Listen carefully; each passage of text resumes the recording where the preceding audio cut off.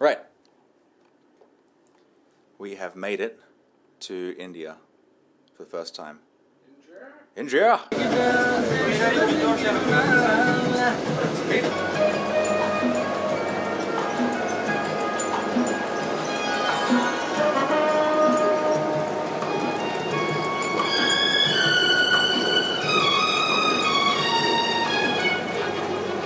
So it is day 3, by my count at least, and we are in Fort Kochi in the state of Kerala, in the south. Edward's laptop has given up the ghost, and so we sent it to a guy who's hopefully going to fix it up for us. And we've just basically been checking out stuff and trying not to eat bad food. We experienced a lot of head wobbling, which we're trying to nail down now. I'm going to give you mine. Now do yours. I can't do it yet. It's a thing. You ask them something, and if it's sort of what they're about, they sort of do that to you. They take a second to do it as well. They don't speak to you while they're doing it. It's just like, oh, and you have that complimentary with the room, and it's just we do. I don't think they even answer a whole time. Like yesterday. Yeah. You'll just be waiting. Yeah, yesterday I was like, so can we book the hotel for another night? And he just goes, and I'm just sitting there like, yes? Yes. And he just goes, he was just having a moment. Sir, are you okay? Do you need an ambulance? Yeah, I do, yeah. As we've just learned from the man who approached us, not 5 minutes ago, down the street, no one in India lets the language barrier get in the way of a good conversation.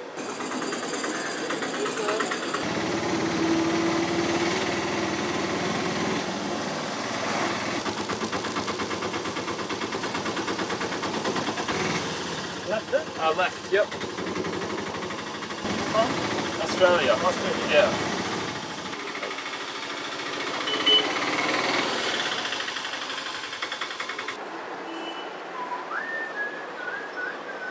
We decided to sleep with the windows open last night, and now we are covered in mosquito bites. Like wherever there was exposure, there was a mosquito bite. I have malaria tablets, but Ed does not. Fuck malaria. Fuck malaria. Malaria don't do shit for me. I don't get malaria. Malaria gets me. What, it's 7 AM, and we're gonna hit up the... It's actually 7:24.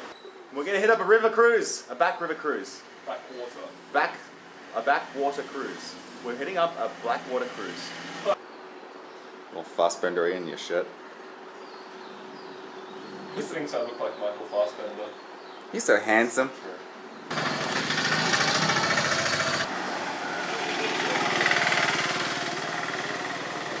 So we've arrived at somewhere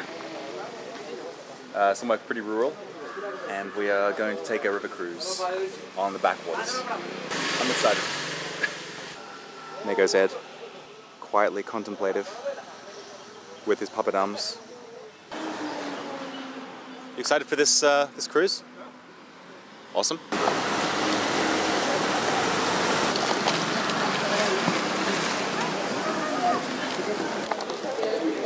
Gold. It's happening. What's happening? The beginning of a majestic journey down this river. Huh? Majestic. Super majestic.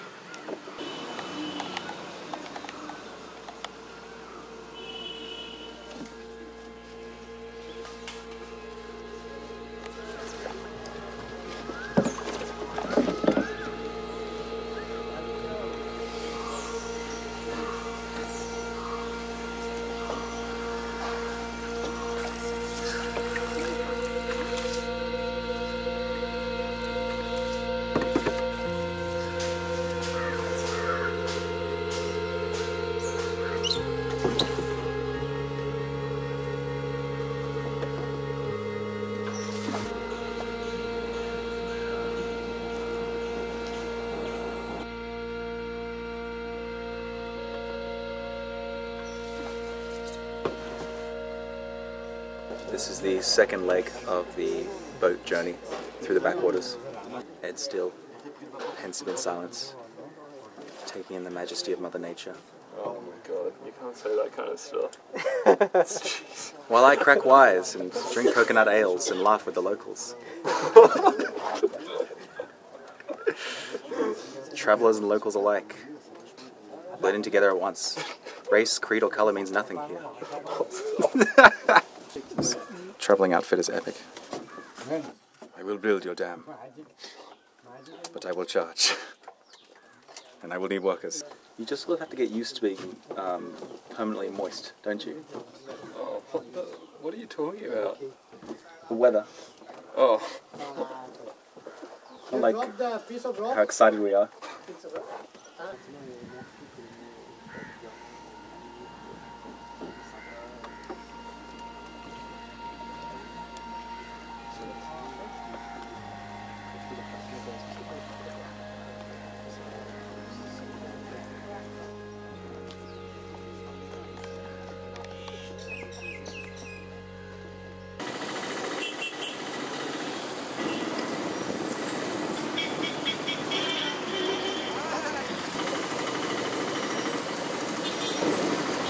So what was your favourite part of the day today? We were on a river cruise. Yeah. That was fun. I really liked when we went and saw the spice plants and everything, because it was a really cool place. It's just really relaxing, basically. Yep, just the sounds of water, really. Yeah. Because the landscape was amazing. It was Baba land. And for those of you who don't know, Baba was a popular children's television show which aired in the late 1980s about elephants. African elephants in India, more specifically. Were they in India? Yeah. The show's Canadian. That shows. So what do they know? Yeah. I think there's actually a mix of African and Indian elephants in it, because some have big ears, others don't. Well, they're all different. Some have crowns and some have spectacles as well. So I don't think like realism was their goal. It's clearly based in realism. It's clearly hand drawn. I think.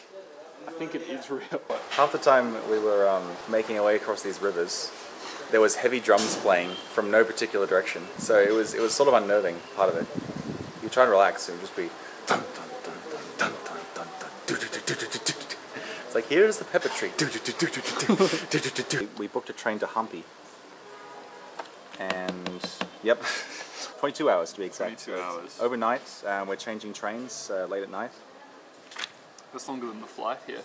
It is actually longer than it took to fly here at 800 kilometers an hour. So we're traveling a great distance on a slow vehicle, basically. It should be cool. It'll be cool being on a train and experiencing the culture a little bit. Yeah, we got air conditioned as we sleep, so things are pretty good. A little. Someone filming me. Got yourself a little coconut tart there? Slap her in the eye. Get off your phone. No, I'm busy. I'm talking to my brother. Leave me alone. I live with this guy like 24 hours a day. Sorry if I don't want to talk to You can't even have a nice time. dessert with me. Hey Chris. Yeah. Don't you find it fascinating how India's rails are exactly the same as Melbourne's? They are pretty much, yeah. Wow. Look at that rail. They must have copied us. You know what I do when I'm sad about missing home? I just look at the rails. Look down at the rails. Yeah. Reminds me of home, these rails. I think this journey is off the rails, if you ask me. We've just boarded our train. This is what a cross-country train looks like, I suppose. People selling food. You got banks of fans, which you have control over on the wall.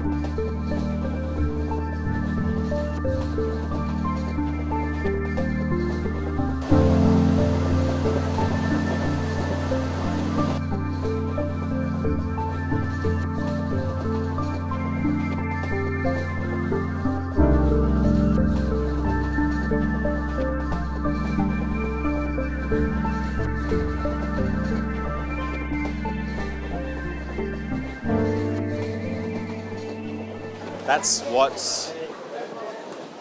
an 11-hour train ride feels like. Like pure pain. Yeah? In your butt? On your balls? Edward's giving his details to some nice men we met on the train. We might all chill out one day. In Melbourne.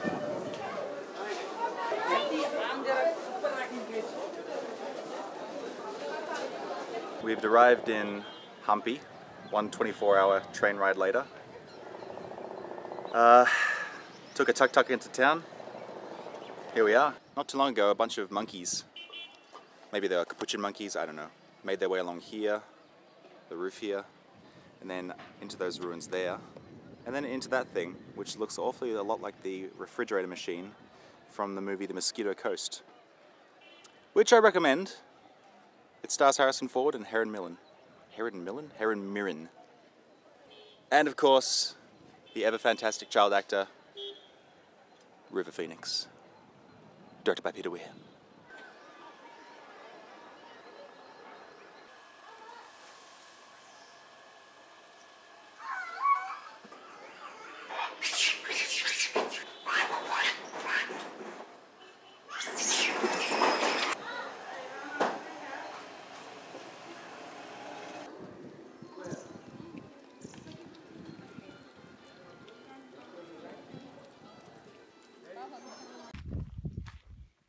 Okay, so the little speck you can see from the town of Humpy is up there. That little hut. It's called the Rider's Perch or something, it says. Apparently it's very difficult to get up.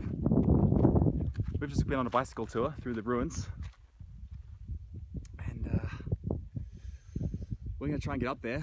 We have not enough water for the afternoon. But luckily there's a refreshment station just down the way, so if we make it back, alright, we'll be refreshed. Well, there it is. You can see that it's just stones with some brick on top. Carvings in untouched, otherwise untouched boulders. Still stuff to discover, no tour. It's awesome. We just stepped into this sort of gully on the top of the mountain. Sounds like we're in a room or something. Yeah, it's There's no echo. It's deadly quiet in here because we're just surrounded by rock and all the distant noise of the towns has just gone silent. That's awesome. Yeah. It's gonna make Ed's day. Bit of quiet. Ain't it, Ed? You hear that rustling? Yep. We have heard that there are tigers up here.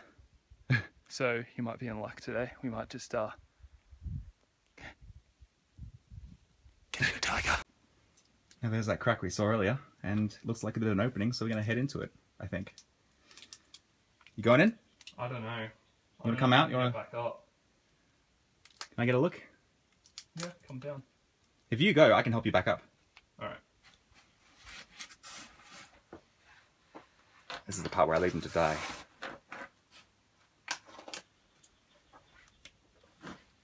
Yeah, I can get back up. I'm in now, and this is where we find ourselves between several huge rocks. Look at that one. 127 hours. Yeah, 27 hours what kind of rock. We could probably climb up that rock and slip through. Yeah. That is a biggie.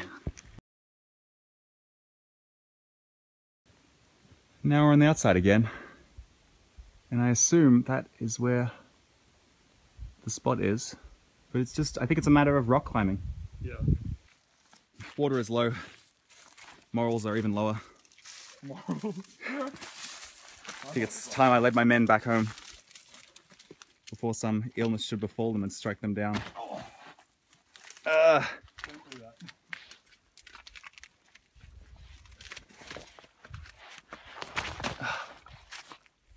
that.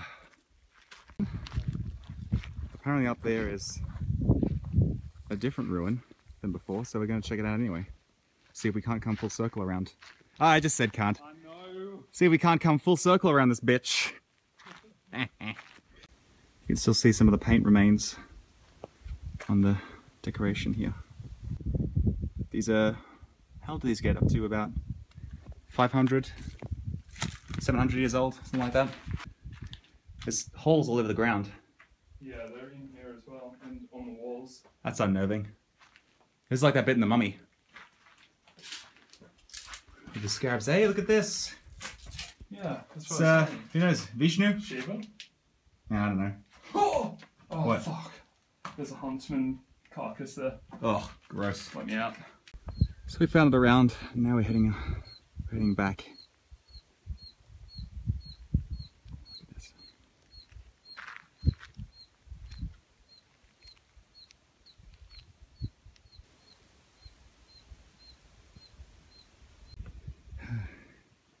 You can see the steps. You can see the steps heading all the way up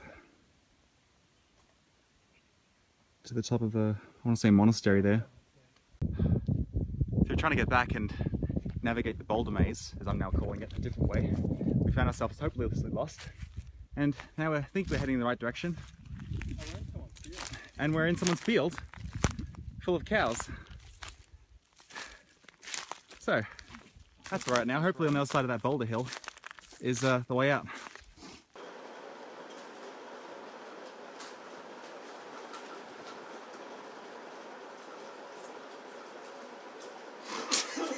Alright then, so we're in Hampi, as Chris told you before. I don't know how I feel about India at the moment, so I'm just going to see how it goes. I think that I got a camel trek in Rajasthan. I might do that still, maybe some motorbike riding. Anyway, we'll see how things pan out. Hopefully it gets a bit better, but if not, I'll probably be going to Japan, and Chris will be here all alone. All alone. Well, in a couple of hours we're going to leave Hampi, and it's been real cool here. Right now, I'm actually taking my first trip to the top of the local ruins here. And I think it's a fitting way to end this part of the journey. Pretty incredible looking place.